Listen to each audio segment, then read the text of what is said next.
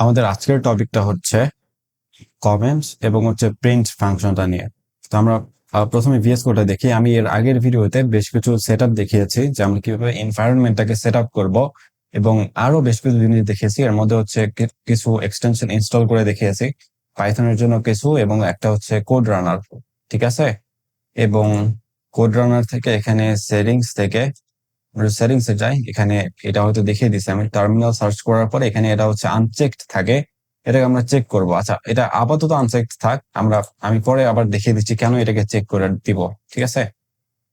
এবং প্রথমে আমাদের যে প্রথম কাজটা ভিএস কোড ওপেন করার পরে, এটা হচ্ছে আমরা একটা ফোল্ডার ওপেন করবো এখানে। তো আমি ওপেন ফোল্ডারে ক্লিক করলাম। আমার ফোল্ডারটা যেখানে আছে আমি সেখান থেকে এখানে সিলেক্ট করব।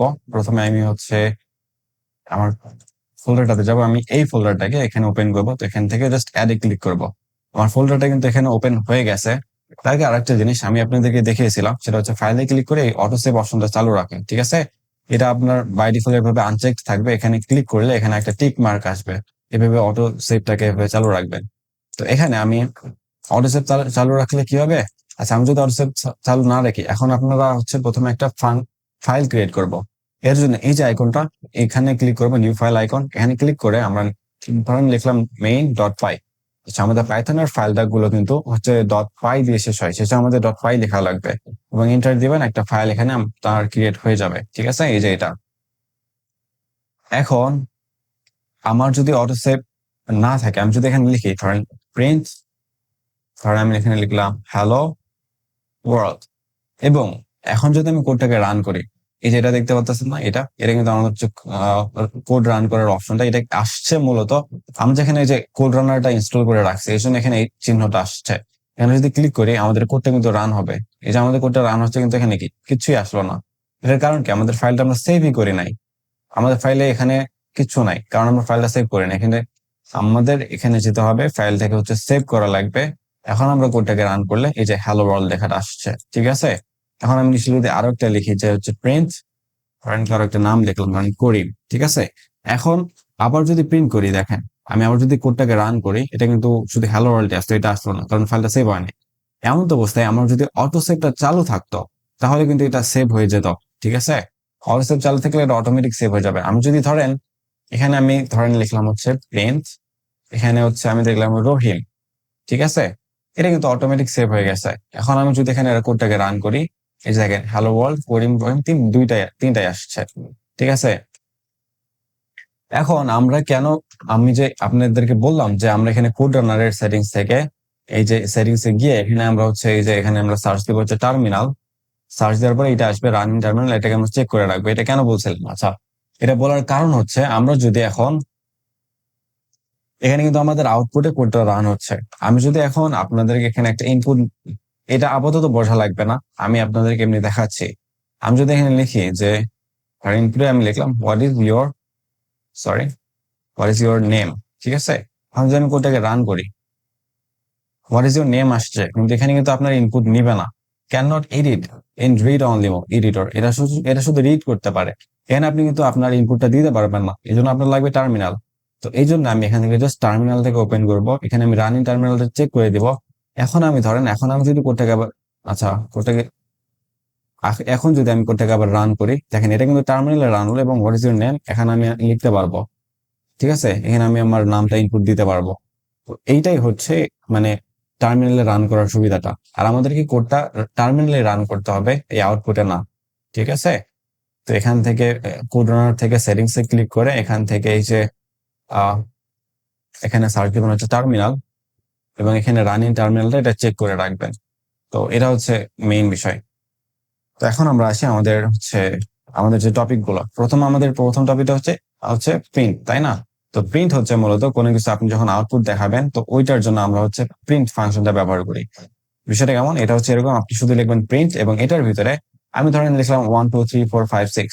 এখন যদি রান করি, এটা কিন্তু 1 2 3 4 5 6 প্রিন্ট করবে, ঠিক আছে। আর টার্মিনালে যদি এই যে এখন কিন্তু সব এলোমেলো দেখা যাচ্ছে, আপনি যদি সবকিছুকে ক্লিয়ার করতে চান, এখানে জাস্ট লিখবেন ক্লিয়ার, এটা পুরোটা ক্লিয়ার হয়ে যাবে।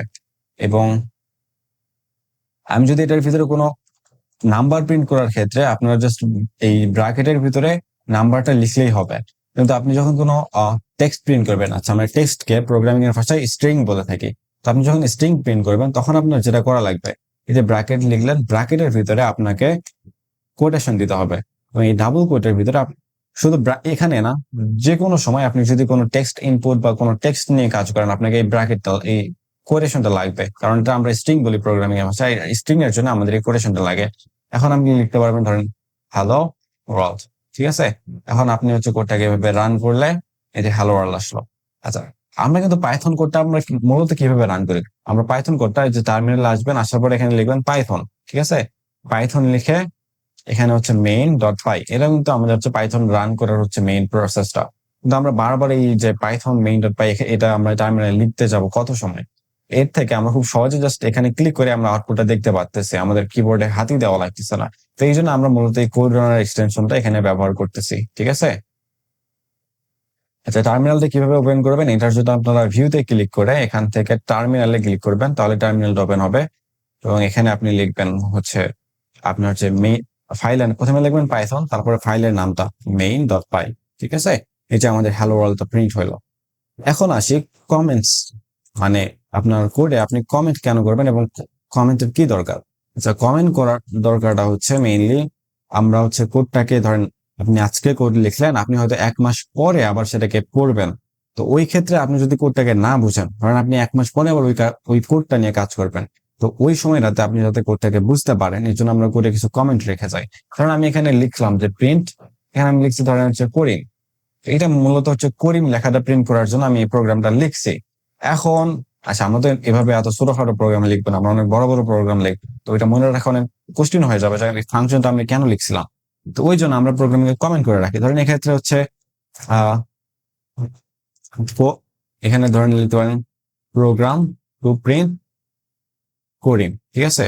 কিন্তু এই অবস্থায় এটা কিন্তু কমেন্ট হয় নাই আমার। এখন যদি আমি কোডটাকে রান করি, কিন্তু এটা তো ইরর দিল। আপনি মনে রাখার জন্য কিছু একটা লিখে রাখলেন এখানে, কিন্তু এটা তো ইরর দিল। তো এই যে মনে রাখার জন্য কিছু একটা লিখবেন, এটাই হচ্ছে মূলত কমেন্ট। আপনি প্রোগ্রামিং এ কমেন্ট করবেন। তো এটার জন্য আপনি শুধু শুরুতে একটা হচ্ছে হ্যাশ দিবেন।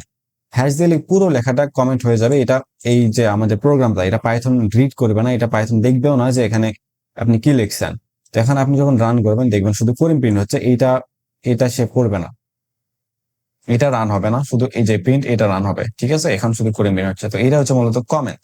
তো আমাদের প্রোগ্রামে পাইথনে 3 ধরনের কমেন্ট আছে। এটা হচ্ছে মানে সিঙ্গেল লাইন কমেন্ট, যেটা হচ্ছে এটা, মানে এই লাইনে কমেন্ট বাদে অন্য কিছু নাই। আরেকটা হচ্ছে ইন লাইন কমেন্ট, যেটা হচ্ছে এই যে এখানে আপনি কমেন্টটা লিখবেন, যে আপনার হচ্ছে আপনি কোডটা লিখছেন ওই লাইনে, শেষে ওই লাইনের হচ্ছে পরে আপনি কোড এভাবে লিখলেন যে প্রোগ্রাম টু প্রিন্ট কোডিং, ঠিক আছে। এরকম আমি এটাকে লিখতে পারি this is an inline comment, ঠিক আছে। এবং আরেকটা আছে, সেটা হচ্ছে আমাদের মাল্টি লাইন কমেন্ট। আচ্ছা, মাল্টি লাইন কমেন্ট লেখার জন্য আমরা কি করি? মাল্টি লাইন কমেন্ট লেখার জন্য আমরা মূলত 3টা কোটেশন দিব। সেটা হচ্ছে মানে এইভাবে 1 2, মাঝখানে 2টা, এভাবে হচ্ছে আপনারা 3টা কোটেশন দিয়ে নেবেন। কারণ আমরা হচ্ছে যখন মাল্টি লাইন কমেন্ট লিখতে চাই, এটা হচ্ছে ধরুন মাল্টি লাইন কমেন্ট, এটার জন্য আমরা এইভাবে 3টা করে এই যে কোটেশন দেবো। এটা সিঙ্গেল কোটেশন হতে পারে বা ডাবল কোটেশন হতে পারে, ঠিক আছে। আচ্ছা, তো আপনি এখন ভাবতে পারেন যে এটাকেই তো আমরা পরে লিখতে পারি। এটাকে আপনি যদি দ্বিতীয় লাইনে লিখেন, ঠিক আছে, এই হ্যাশ ছাড়া যদি আপনি দ্বিতীয় লাইন লেখেন, এটা কিন্তু কোডে আপনি ইরর দিবে। এই যে ইরর আসলো, ঠিক আছে। এই জন্য এটা কিন্তু ইরর না। এটাকে যে আমি যদি রান করে দেখাই আপনাদেরকে, পাইথন মেইন ডট পাই, এটাকে যখন রান করবে দেখেন শুধু করিম প্রিন্ট হয়েছে, এই লেখাগুলো কিন্তু পরে নাই। আচ্ছা, এটা মাল্টিলাইন কমেন্ট যেটা, এটা কিন্তু মূলত একটা স্ট্রিং। আর হচ্ছে পাইথনে স্ট্রিং আপনি যদি কোনো কাজে ব্যবহার না করেন, সেটাকে পাইথন হচ্ছে কমেন্ট হিসেবে ধরে নেয়। তো এই জন্য এটা হচ্ছে মাল্টিলাইন কমেন্ট। আমি যদি এখানে লিখতাম যে ধরেন